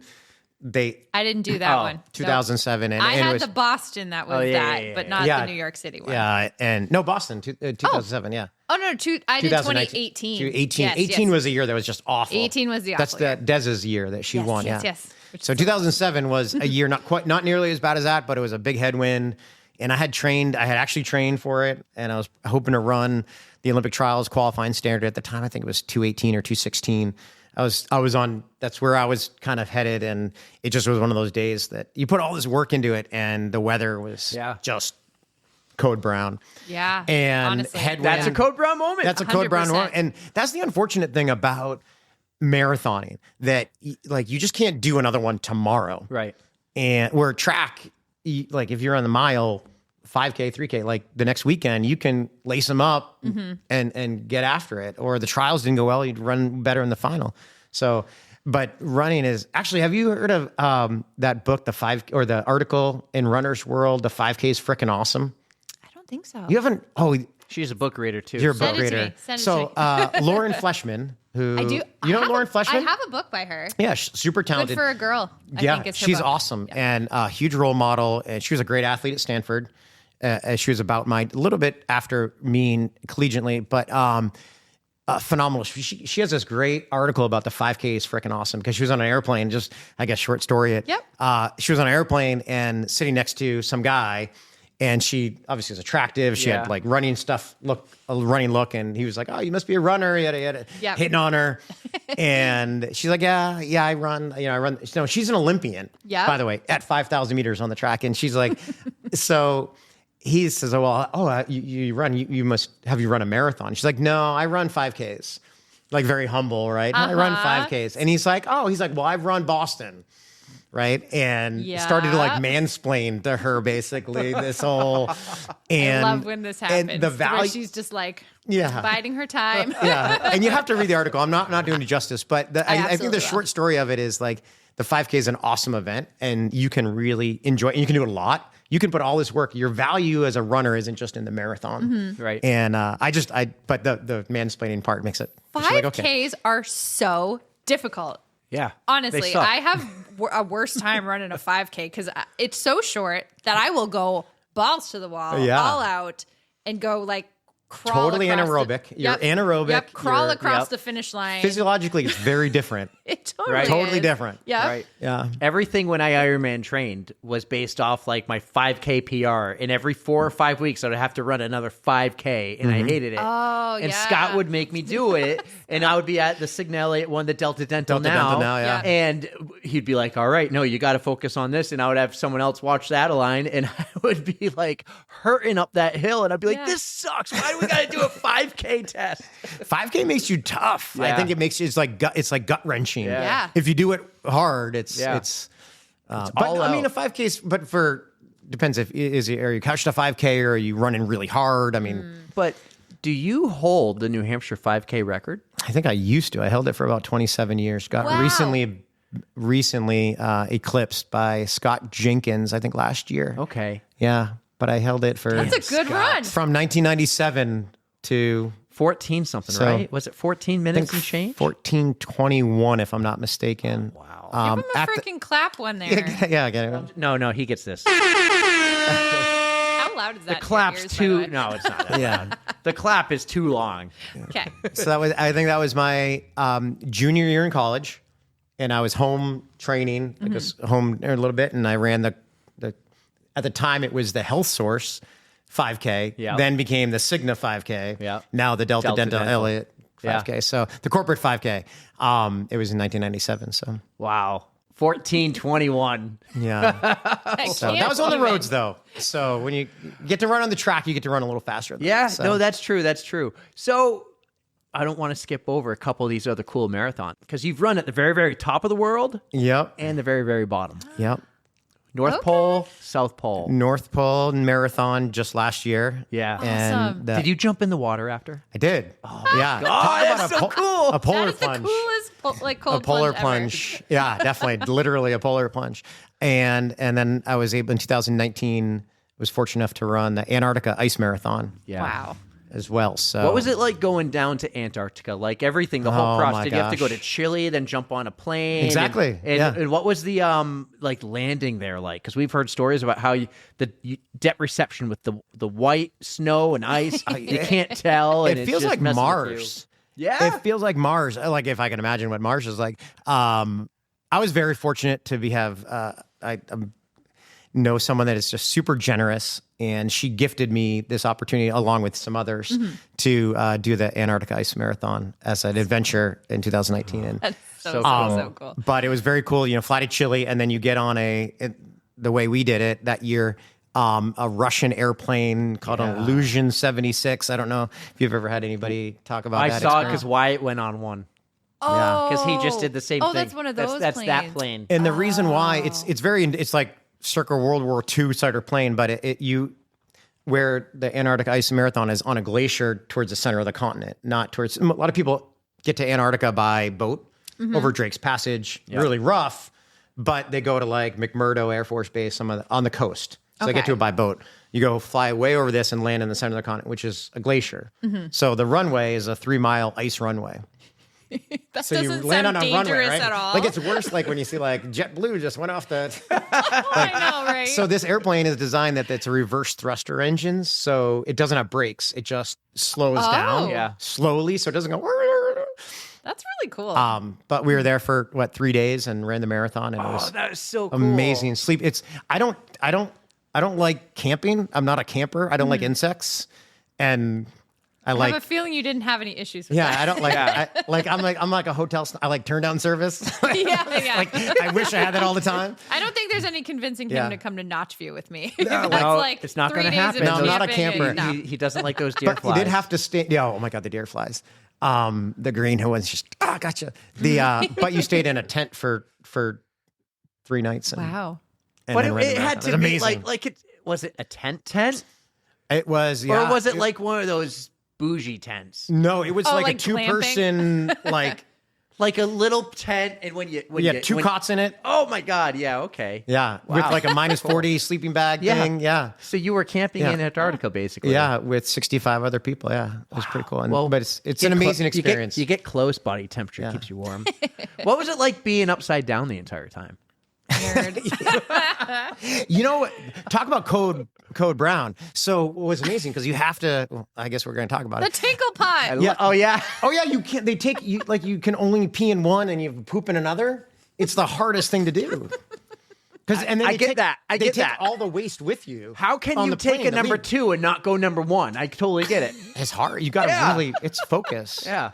It's hard. Yeah. Oh man, the Yeah. struggle is real. The struggle is real. I am not like. Tell me about your time in discounting that at all. Antarctica. Well, let me just tell you, going to the bathroom was awful. Yeah. But amazing, they take everything in the plane, they take all the human waste and they put Yeah. it back on the plane and fly home with it. So you can't leave any, there's like no trace, Yeah. right? Which Yeah. is amazing. It's like a sterile environment. That is leave no trace on steroids. Yeah, it's very cool. That's crazy. That had to be such a cool experience. But That would be. But you're not running, I mean, you're running, it's all on ice. Yeah. Or We groomed. were told it felt like running on sand. yeah, you're not running for time. You're Yeah. running to finish. Oh, that's the experience. It's all about the experience. And Did you ours- have a good day? Like I'm not saying running wise, but like Oh, like wind? Did you have a lot of wind? like or weather-wise? like was it that nice? year? Yeah, it was. So it was a 6 mile loop. You basically did it multiple times, and it was kind of long, and so it was pretty windy that day. So you'd run into a headwind the whole way. Oh, so you're all right. geared up, and then you get in the backside, and you run with a tailwind, and then you start to overheat. So you like I'm running with a jacket off, tied around my waist, and sweating, and then you turn the corner and like Gotta put throw it it back on. But you're not running- I mean, I think I like do 4 hours, almost 5 hours. I think it took me. So. I'm going to throw a name out there just because you said someone gave you this opportunity. Was it Becca? No. Is that her no, marathon though? Becca Peasy, she's involved in Run Buck, the company that puts it on. Cool. Right. Yeah. I feel like she race directed it the last couple of years. So. Yeah, last year I think she did. Yeah, and she's super inspirational. cool. Yeah, and super gritty and does a great job with it. But I was fortunate enough to be gifted that and amazing opportunity to do it with friends and then ultimately just last year did the North Pole Marathon. And then took the penguin plunge or the polar plunge. Jumped in. penguin Would you have done it, Erica? Would you have done it? You have to if you go that far. When in the North Pole. When you do I it, would. yeah. Yeah, she's a tough one sometimes to get to be. You know, she likes her being comfortable and everything. but I am a creature of comfort. I like my creature. I like comforts, that whatever if call you were it, in the but North Pole, you would jump in. I'm jumping in. I would Yeah. have to. Yeah. Well, in reality, it's like literally you decide you're doing it. You're either doing it or you're not. Like there's no one ever. There's goes, no would walking have to up say- and then turning around. I would have to say yes. You're Yeah. like, I'm doing it. Yeah, I'm doing it. It had to be so cool. Yeah. Yeah. And speaking, we just mentioned Becca. She just did it the other day. Yeah. She did. Just happened. I follow them on social. That's and cool. Run Had Buck. to They be do. cool. They do a good job. Same company, but those are unique experiences because you're running a marathon with 35 people. Yeah. That's not like You're running getting- Boston. You're getting to do another one soon. You're running Sydney. I am running Sydney. Yeah. I'm gonna have I'm to- trying to be 7-star John. Yeah. 6-star I Erica. have to pick your brain on it because Yeah. obviously that's the one I'm missing. She wants yeah. to go next year. Yeah. Yeah. I'm gonna try. We'll see. Well, the group of people that I have gone with, they all have the 6 stars, but now the Sydney is added, so they're going back. They've already Right. run Sydney, some of them, Oh, so they're going yeah. back just to get the 7. They didn't like retroactively. I hate how they do that because they wanted Good people, marketers. I mean, they had to get all the people to run it in order to get it qualified. But you would think that the people who helped get it qualified could get the star, and they don't do it that way. I don't like that. That's why I'm like, nope. I'm waiting until they're official. Like, I'm not Yeah. going to Cape That's Town why because these are big ticket trips, Yeah, and we're not making the podcast money yet. So I need a little time. Well, that's got to be cool. So you're in the middle of marathon training now. These last, we'll call it 6 weeks, we've had 3 heat waves. Yeah. Oh. How you doing? I've pretty decent. I'm healthy and getting it through. I did 18 last weekend, took a down week this week. I had 20 this next weekend. So my wife, Jen, ran 12 of the 20 or 18 with me the other day and pushed me through it. And This past Saturday, and we're 2 weeks in advance here when you guys are listening. So 3 Saturdays ago, there was a group of Millennium runners running around the NH 10 miler course. I was there running on my own. Yeah. And they said, "Oh yeah, John didn't show up today. Where were you Saturday?" when it was it last This 2 Saturdays ago? No, this past Saturday. This like just Just a couple days ago. Where was I? I ran From my house, I think. All right. There was a couple guys. Were they giving me No. giving me grief? You know what they were actually doing? No, I ran 13 miles on Saturday. They were selling Millennium Running to me. Oh, good. They didn't know who I was. Oh, really? This guy comes running up next to me. I'm running the I'm not running the 10-mile course, but I ran from my house to the lake, and then I ran about 1.5 miles backwards on the route, and then the last 1.5 miles of what will be the New Hampshire 10-miler. Yeah. And this guy Mark catches up to me on the hill, and then he runs down the hill with me, and he's selling me on the Millennium Running Club.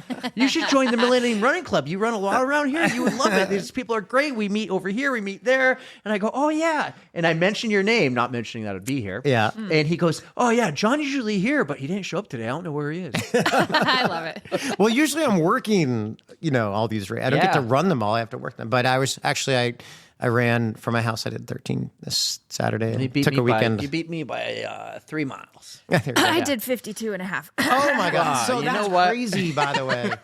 Nobody cares, Eric. I have a hard time. I have digesting a marathon. Again, I'm a shorter distance guy. But are you kidding me? That's crazy. The race I did was called Loopy Looper. And it was supposed to be an easy race. Oh my God. It was great because it was paved. It was on a nice sidewalk. Oh my gosh. I mean, we have some club members and yourself included that do that, these ultra. I'm like, how do you? So how long did that take you? I did it for 12 hours. I did a 12-hour ultra, and our good friend Allie G ran. That was her very first ultra, and she said during this is an exclusive. I'm so bored. I'm very bored. I'm very bored. Halfway through, and we all just started laughing. But so is it like a multiple lap loopy loop? So it's loop. You just do. How long was the loop? 3.75 miles. Wow. So you just run it until you run out of time. Oh, but man. she did 67.5 miles in that 12 hours. So I took my damn time. What'd you do for hydration and nutrition? Do you stop for lunch? Actually, the aid stations are great. Ultras are great for food, everybody. Mm-hmm. I will stress this a lot. But I had a grilled cheese sandwich. They hook you up. They had turkey roll-ups at one point. So your stomach just gets sort of numb to running on food? You just kind of just does it? Yep. Another fun fact. God, 52 This is, I haven't even talked about this yet. Oh, what? I was just going to say 12 hours last weekend. This weekend, she's doing a 24-hour. Mm-hmm. That was my warm-up. So that was your training run. I'm thinking my 18 and 20 are really badass. But we talk about how stomachs do during it. And a lot of times the heat will just totally mess me up. And I will feel like total crap. I won't be able to eat or drink. And it just could be a total Code Brown situation. But this weekend, TMI, I did not poop for 3 days. Afterwards. Oh my God. I got home and I still couldn't poop. And I was like, what is wrong with my body? It was rebelling. It was see what you did to me? Yeah, I'm not happy with you. Man. Time to have some corn and raisins. Man. Right. Don't chew them. Just total TMI, but yeah.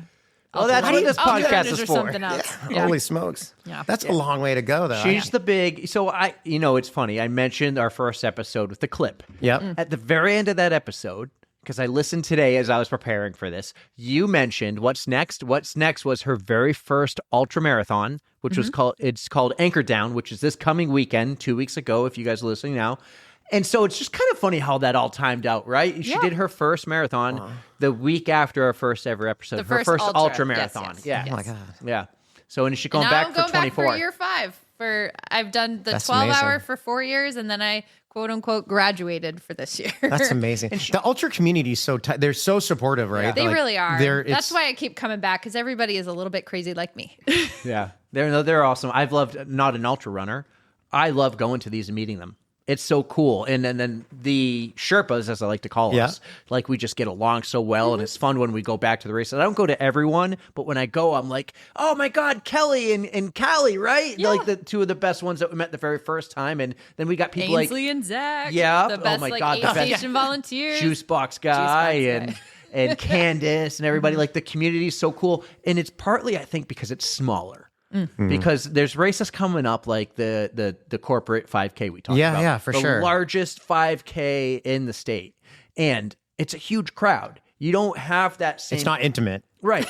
But these ultras are like, oh my God, help me out. Crazy hair lady. Celeste. Like you meet these people because you're out there on the course with them. And as I get to be a support runner at the halfway point, I get to meet them too and hear these stories, and they're phenomenal. And when you're out there, you share, I mean, you're talking to people, you're encouraging people. You share everything. There are no limits to topics, but a lot of times with these long races, you're really not running a lot. You're taking your walking breaks, you're preserving your energy. So you do get to meet up with people and you just have random conversations. It may only be for 5 minutes, but you still get to know random people, and it's really fun to hear why they run, amazing. what they do. Right? It's a cool community, and I've never run one. I will one day, but maybe in 10 years when I hit 50. But he's gonna be like, "I'll run when you do a triathlon," and I'm gonna be like, "I don't know. I don't want to do it." I did run 30 miles when I turned 30. See, that so counts. I did that, counts. and then I had like delusions of grandeur doing like 40 when I turned 40. That didn't happen.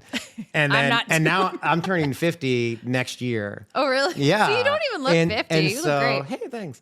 And but I'm like, nah. Do a 50K. 50K, yeah. That sounds. See, that's a good transition. Now- Just like switch it to the K. What's Dave McGilvery do? Does he do his age or does he do a distance? I forget. I think he's gotten to the point where he just does whatever he wants. The combination it adds, He's somehow Dave adds up. McGilvery, Somehow adds up to. once he something. hit 60s, it's like I'm going to do it on the bike. I'm going to do it on the bike. Bike run combination. Yeah, exactly. Yeah, That's fair. Yeah. That's fair. but I mean, amazing that he can even do that sometimes. Well, something else that's amazing and something I've always loved to say this term is I love to pump the tires, and I want to pump the tires for Millennium. We've been talking forever and we haven't really broken the ice. We like to, like I said, go in the DeLorean and go back in time. I'm not doing it this time. I feel like I have to. To December 31st, 1999. Because I know Millennium was founded around 2014, but really the 2011. 2011, yeah. It's been 14 years Been 14 ago. years, yeah. But really the story goes back to the Millennium. John, we have to thank you so much for sharing all of your wonderful history with us, like getting to know you so much better. It was such a privilege. So thank you. And I hope everybody stays tuned for Thursday's drop, learning about how you started Millennium Running and all the fun things that you guys are doing. So thank you. Yeah, it was amazing. So guys, Thursday is going to be great. Like I feel like we barely scratched the surface. Really? And we were I don't there think we forever. And I'll tell you Thursday in the outro, like about after recording with John, because we got some behind the scenes, and that will be on the stayed next for week's a vlog. lot longer than I did. Right. And I stayed. Well, put it this way: we stayed until the clock was dinging 12 outside in Bedford, and we're like, if I stayed, I would have broke my streak. I know. I had to make a sacrifice, you guys. And did you see who else lost their streak? Yeah, Mo. He did it he had to. Yeah. Getting his body back. Right. Especially back to health. with Chicago coming to some big events for him. Yeah. So guys, though, amazing. What a story by John. Like I know a lot of you know him because he's at Millennium. He's on the YouTube or the Instagram and Facebook, and you just see him there because he has such a presence. He's super friendly. But none of you probably knew all those stories, like getting on the wrong train. Can you imagine? Amazing. Anyways. He handled it well. Yeah, I hope you enjoyed the first part. I don't think we've done a two-parter since Mike Beeman. So go figure, they're buddies. And they can talk, I can talk. We have a good time. Guys, Thursday, the entire Millennium story is going to be out. It's going to be great. And then Saturday, we'll see you at the New Hampshire 10-miler, podcasting live from the race. I'm so excited. This is going to be amazing. And then we have more big news in about a week to announce. It's going to be great. Erica, take us home. We hope you guys enjoyed that. Thank you so much for listening. You know we love you. Don't fear the code brown. And don't forget to stretch.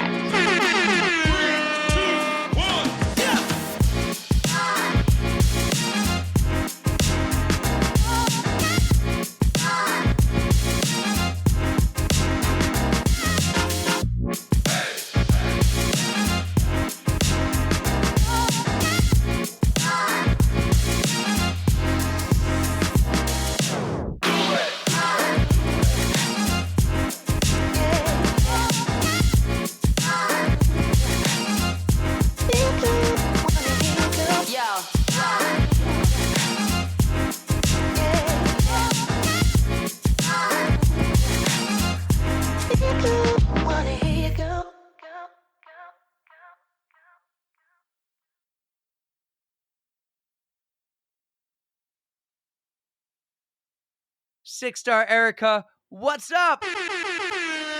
Hey, dude. You're gonna hate me. This is episode 178. No, it's not. Yes, it is. Wow, I just ruined the perfect intro. I had to. Yes, our Mike Bridges episode is 177. I had to look because I'm like, I swear to God, that number sounds familiar to me. All right, let me do it again. Now the dog's barking. Okay. Here we go. 178. Sure.